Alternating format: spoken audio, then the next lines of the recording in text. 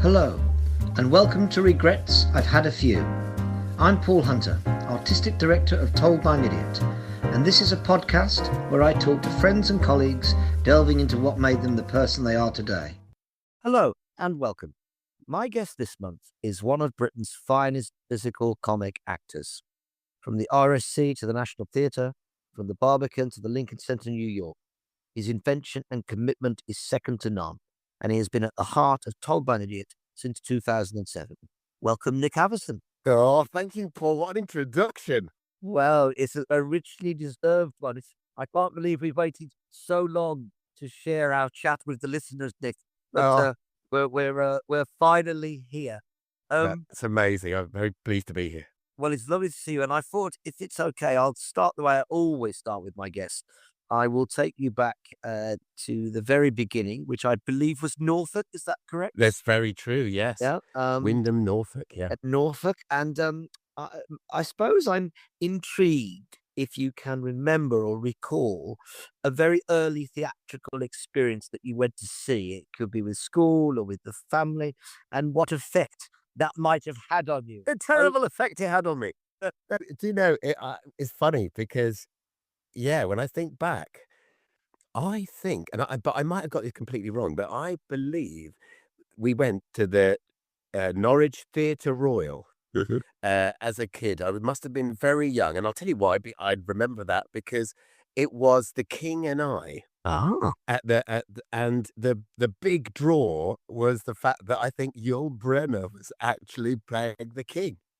Yeah, I know. So I can remember, you know, obviously as kids you'd seen him in like the Magnificent Seven and films, and you know he was always this extraordinary actor that you'd revere, even at a young age. But I feel he did a tour of The King and I when he must have been quite old at the time.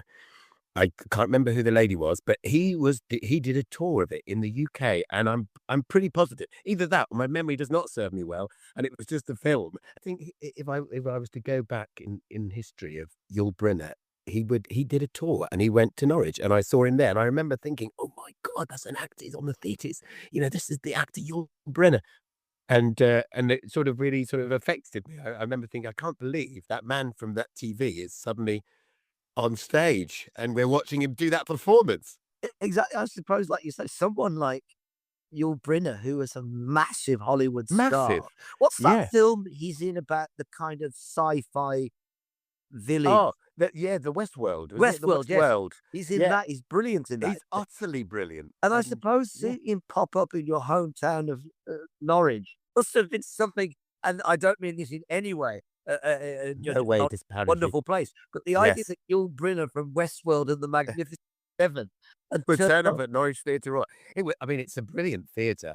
It's a barn. It's huge. So, you know, he was playing to sell out audiences. But I bet he was. I mean, you know, if Charlie and Stan can do a tour of around the country, then I suppose, you know, Charlie Chaplin, Stan Laurel. So can Yul Brynner if he fancies it. No, exactly. And how old would you have been then? Well, I think I must have been 9 or 10, possibly. Possibly younger, but 9 or 10, I think. And what about some early performance experiences at school or? Yeah, well, I mean, I had to be cajoled into doing something because which you'd never believe that now. I had to be cajoled by a wonderful drama teacher who was also my French teacher when I was 11, 12. Obviously did drama at school, and I remember being fascinated. There was a brilliant lesson where we had to put hats on, and there were all these different hats lined up, and we had to put these different hats on. And I remember thinking, God, I want to get the crash helmet. I didn't get the crash helmet. I ended up getting the kind of trilby where I thought, yes, I could be a gangster. And I enjoyed it, and so much so that I think she saw a slight enthusiasm and a possible, dare I say, talent. I don't like to use that word, but and said, "Would you come and do the school play? It's going to be the Snow Queen, and I'd like you to play the storyteller." And I immediately thought, "Oh, no way! That's going to be loads of words, and I'm going to be in front of the entire school. I don't fancy it very much. Thanks very much." And said no. And she said, "Well, what are you worried about?" And I said, "Well, I've got to learn all these words. I don't think I'm very good at that." And so she said, well, it's all right, because you're the storyteller, I can put some of the words in a book and you can carry the, what a great idea. Perfect. Devising from What a these very great early idea. days. Yeah. So, I had this book and she'd put bits of the script in that had big, long passages. But of course I learnt it and I performed it. And I remember a friend of my mum's, Frida Bonabarlo, there we go, a name from the past. She came up to me afterwards and said, was very complimentary. And I can remember thinking that's the first time anyone's ever been complimentary about anything that I've ever done, whether it be sport or, in this case, it was drama. And that really made me think, maybe I'm all right at this. I should possibly pursue it. And then I didn't pursue it for another 6 years. Well, it's interesting, the early stirrings. And also, Yeah. I think there's something revealing about this lesson with all the hats, because obviously, having collaborated with you on so many occasions, I've often forced you to wear about 9 different hats within one production. So obviously, a seed was planted the very seed was early planted. days. Of course, I'm always looking for a hat now whenever I do a performance.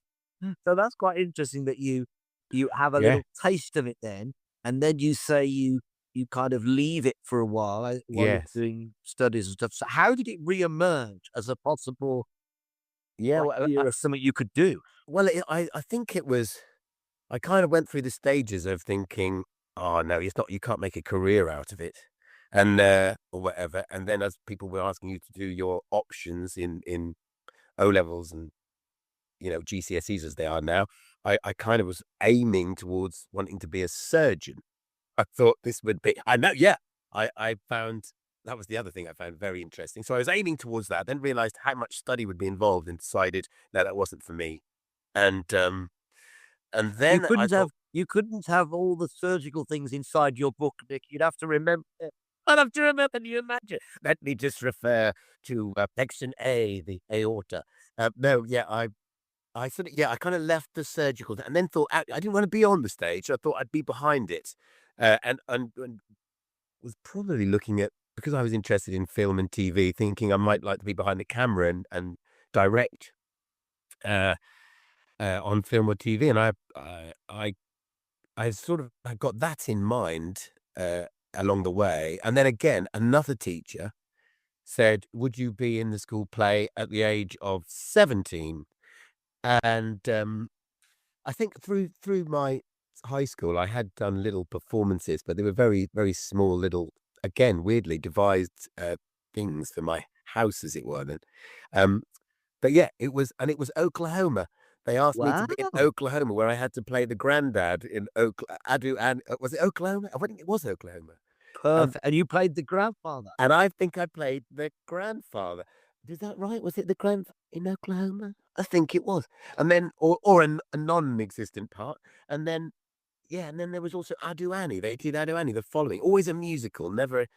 And that may be where I played the grandfather. Anyway, something made me think maybe I could do this. And then applied for drama school at the age of 18 after my A levels. Yeah. Well, we've chatted about this on many occasions, and we'll come to your work, brilliant work with us a bit later. But we kind of went to drama school around a similar time. You went off to Lambda, is that right? That's right. Yeah. Although, funnily enough, I did actually check out where you went. And I had no idea at the time. I would have been a year below you. So I went, and it was on my my options for leaving A levels that I actually looked at. Interesting. Because obviously, as you know, in our year at Middlesex was obviously me and Haley. And the year above us was the wonderful Steve Harper, who introduced you and me. But more of that shortly. Yes.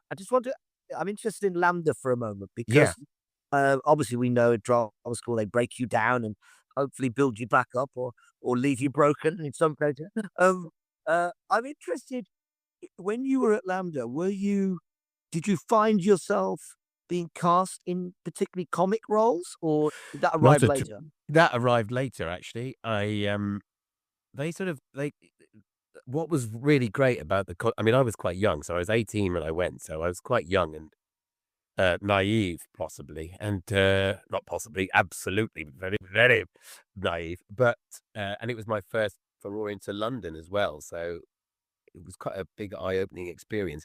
They were very open about the casting. I mean, I think in the first year you didn't quite do a play as such. You did bits and bobs. And actually, I found myself doing Richard III, I think, at one point, and was it Lorenzo in what was Lorenzo in Merchant of Venice? I think there was funny roles in sort of restoration comedy that sort of kept sort of coming my way a little bit. But actually, the roles that they would do, I think they weren't actually touching on comedy as much as they were touching on tragedy and drama. There wasn't a lot of comedy going about, to be honest. Um, Funny, isn't it? Prophecy, I absolutely. Though you're a master of many forms, but was comedy something that appealed to you growing up? I mean, when did you have comic heroes that Yes. I like watching them, and who were they? What were your Yeah. Well, heroes? I mean, pretty much Laurel and Hardy. I remember, like, as you do, I grew up watching Laurel and Hardy on a Saturday morning when they would play 2 episodes, and I used to love it, and I'd watch it religiously and found it utterly hilarious. And Harold Lloyd and people like that. I mean, I think comedy was always there, and I suppose I mean, I have a sort of silly sense of humor, really. So that's kind of innate. I Yes, think that's yeah. innate in me. So I think there was always an element of looking at the comic side, and even back when I did the storyteller in the Snow Queen, I think, oh God, yeah, there were laughs. I remember people were laughing, and it's like a drug, isn't it? We all understand. It's Yes, when yeah. you get an audience to laugh, it's such a wonderful feeling, and Well, um, we'll come back yeah. to So that. that kept with me. Yeah, I will definitely come back to that as we move up forward. So obviously you go through drama school and then you go out into the professional world of show business. But I think I might be right in thinking that one of your early forays professionally was more in the world of music. And I'd just like to play something if we could for a moment. Head over heels, high as a kite, high as a kite. You make Monday morning feel like Saturday night. Thank you for that. And thank you, Nick. We were just listening to Head Over Heels. It's a hit. a, a, It's a, a hit. a song of yours. Now, am Yeah. I right, Nick? I'll get your thoughts on this in a moment. But was that a song that you wrote as well as performed? No, it wasn't. No, it was written by the amazing Don Black. Wow! Yeah, My it was. word! What It was. what It was. pedigree! And my next question was: did the song in any way enter the charts in any shape or form? It did. Oh It my did. word! Yeah, If you don't it mind was. sharing with us and our listeners, because I have to admit, we've had many illustrious guests on this podcast, Olivier Award winners, Perrier Award winners, but I safely say we've never had a guest who has charted in the British That's charts. Which giddy heights did it reach? well. I think it reached the grand old height of number 46. 46, Nick. 46. My in word, the that's ch- I mean, and I think that the premise was that if you got past 45, uh, things could suddenly take a different turn, and you could find yourself, yeah. having to present that. And luckily, I didn't manage. Well, we've touched on this, your past musical career. I have Oh, to ask, yeah. given the title of the podcast, do you have any regrets that you didn't pursue popular music and the pop charts as opposed to the stage? Purely financial in that respect. But it's funny because yes, there are a few regrets. Whilst I was I was asked to record that song because I had a part in a TV series, um, which was the first TV series I ever got, and I was playing a guy called Daniel Dunn who was the vicar's son, and in this Head Over Heels series, which was great fun actually. It was 7 episodes, and it was a very beautiful thing. And then they suddenly said, "Well, hang on, we want to keep it in the family." And my character was a choir boy. And then in one episode, I don't think many of your listeners will ever have watched this, but They'll search it out now. oh Nick. my, They'll search it out now. yeah, he then sort of is transformed by one of the girls. It was all about a girls' finishing school in the 1950s. He's transformed from being a choir boy into a sort of rock and roll star, but he doesn't like it very much, and then goes back to being a choir boy. Doesn't like the life very much, and so they wanted to keep it in the family. The song, the theme song, and said, "Look, would you mind recording the theme song for us?" And of course, I was quite young at the time. I went, "Yeah, absolutely." I had no idea that it would be launched into a CD and then go onto an album. I mean, the album of Head Over Heels has got Jerry Lee Lewis, Elvis Presley, and Wow. at the bottom of it is my name, which I sort of went, "Oh, it's very nice to be put amongst these extraordinary artists. It's good to take them down a peg or two with that name at the bottom." But yeah, so it was an extraordinary experience, but I had no idea that was going to happen. And my biggest regret, I think, is at this point in time, I was thinking, no, but I don't want to. I was being asked to go to events and sing the song, but whenever they wanted me to sing the song, they said, "Would you have to dress up as Daniel Dunn and wear the blue suede suit and have your hair in a big quiff?" And I was, at that point in time, I was thinking, yeah, but I'm an actor. It's under my name, but I'm not playing the character. That's the character. I was being very method about it, and then I got so sort of like, no, why are they making me look like a pop star? So I to stop the quiff, I shaved my head and just went, I will not be. They're not going to ask me if I shave my head. They won't ask me to go and do these, sing the song in a blue suede suit because it looks stupid. So I shaved my head, and subsequently, that was the end of that. However, I did go on to do a nice panto afterwards, so that was Well, exactly on the back that of was that. my But regret. Shouldn't have done that. That was a bit silly, and again, rather naive to suddenly go. I should have ridden the wave. I think. well, I don't. I mean, you'll always have that, of course, and now Yeah, we've shared that. Many people will rediscover that or discover that. In fact, it it's makes there on me think. vinyl. It makes me think there was quite a trend, wasn't there, sometimes where people in the show would sing the theme tune. I'm thinking Yeah, famously, of course, of Dennis Waterman and Minder. that's Uh, right. Yeah, he sang the theme tune to that. and Nicholas Lyndhurst, of course. Yes, of course. And Yeah. It so was, you're in very illustrious company. I'm in very esteemed Anyway, company. after your chart success, you obviously fully begin a journey into acting, and what a journey it has been. Theatres all over the place, and great work, great parts, and then we meet because I remember Steve, the late great Steve, was with you in Improbable's Theatre of Blood, and as was Haley, of course, as well. That's right. And they both said there's this wonderful actor who's in the company. You really should meet him. And I think it was less about you necessarily coming from our world, if you like, or the Yeah. world we were in. It was just Yeah. that I thought you were terrific. And then we met socially, and then I saw you, and I thought, my God, they're right. This guy, Nick, is amazing. And and then, of course, eventually, uh, in 2007, I invited Yes. you to come and be in our production of Beauty and the Beast. That's it with the Uh, lovely Haley. Yeah. With And Haley, Javier. and co-written by the wonderful Carl Gross, who Yes, amazing. who obviously just wrote our production, Cat and the Canary, which you were in. But there was something about your spirit and your invention that I thought you were so perfect for us in your generosity and your imagination and stuff. Well, that's lovely. And then, of course, we've worked so many times subsequently. I wanted to come back to something you said about it. You mentioned about kind of innate.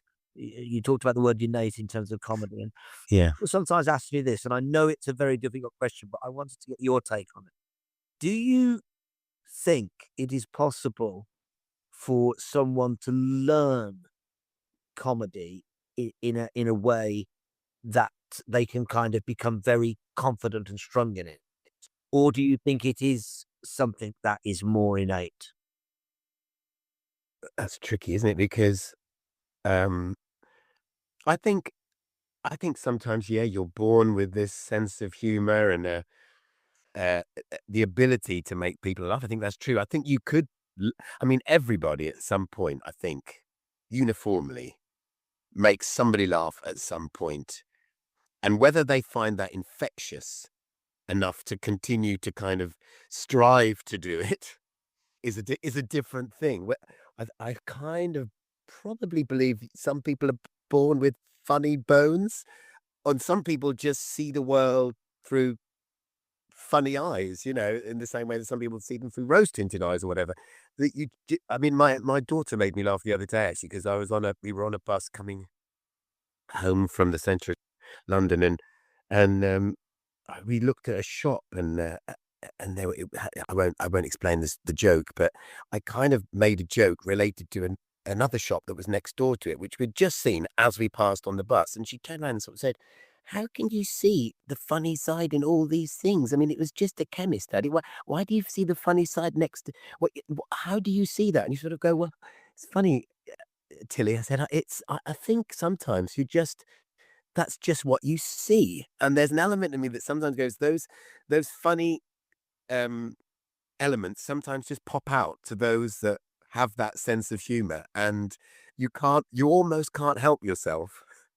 And I sometimes feel I'm very lucky to have that affliction, and other times maybe sometimes it's inappropriate. But to teach that, I don't know. I think you can. I mean, it's so much part of the timing, isn't it? There's a timing to a good. I mean, you always watch the best comedians and the best actors that have the extraordinary, the Steve Carells and the Will Ferrells and all of, even back to the Charlie Chaplins and the Laurel and Hardys.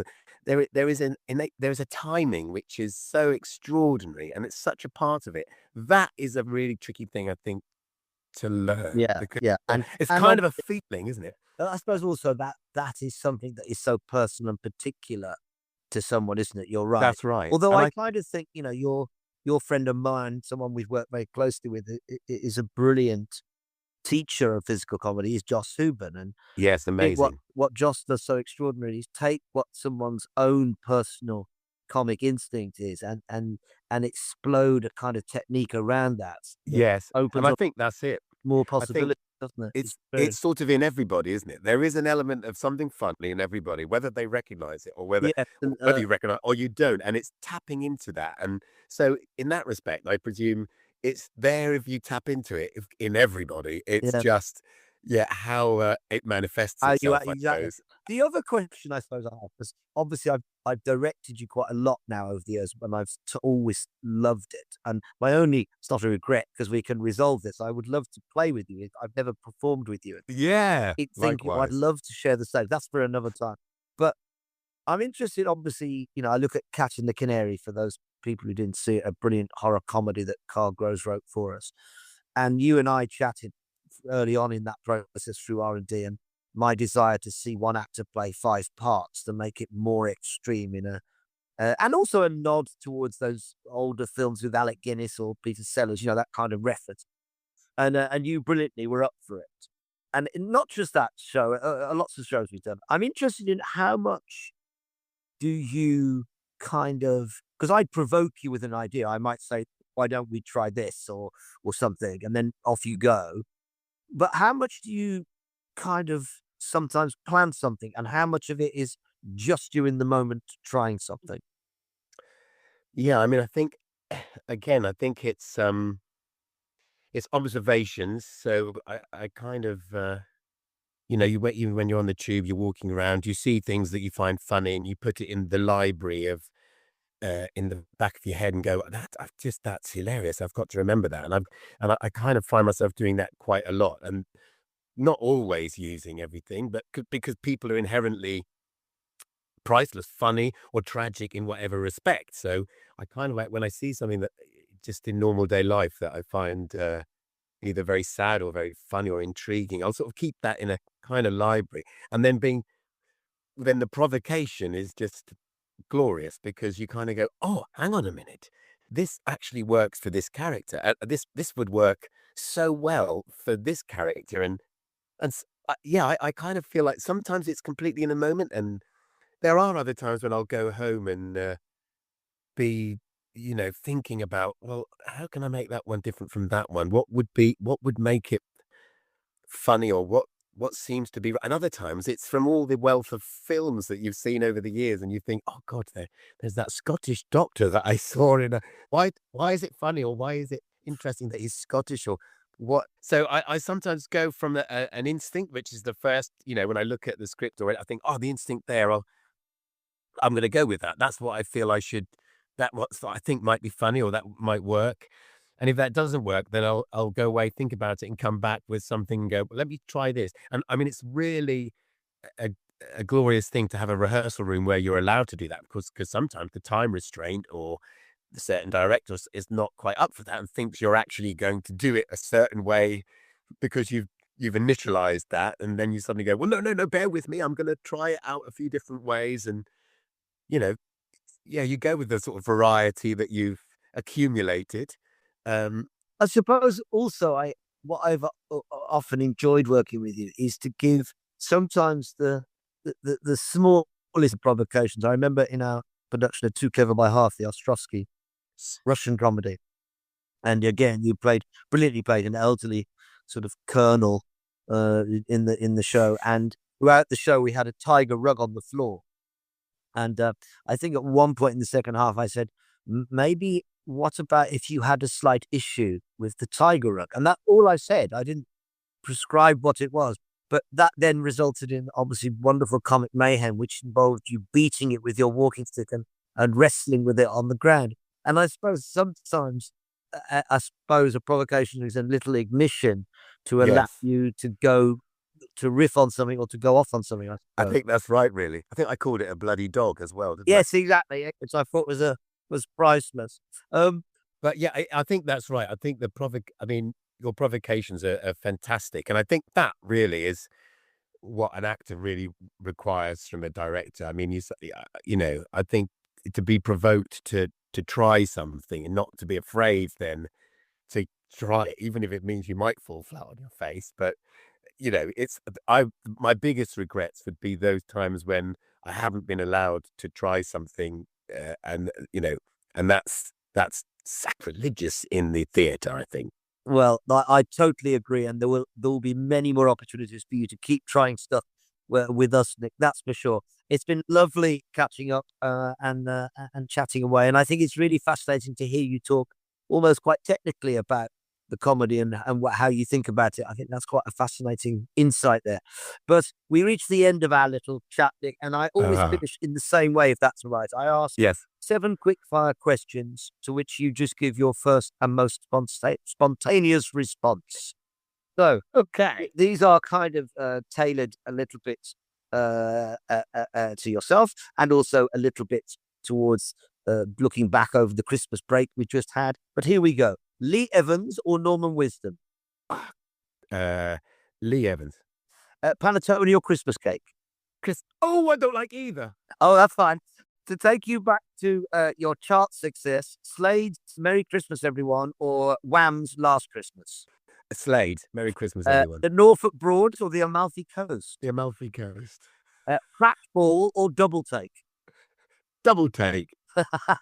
Nina Simone or Ella Fitzgerald? Ella Fitzgerald. John Bonham or Keith Moon? John Bonham. On that brilliant Led Zeppelin note, Nick, it's been lovely catching up. Let's have a glass of wine soon. Yeah, absolutely, Paul. Thanks Love so to the much. family. All the best. Privilege. Thank you. Take care.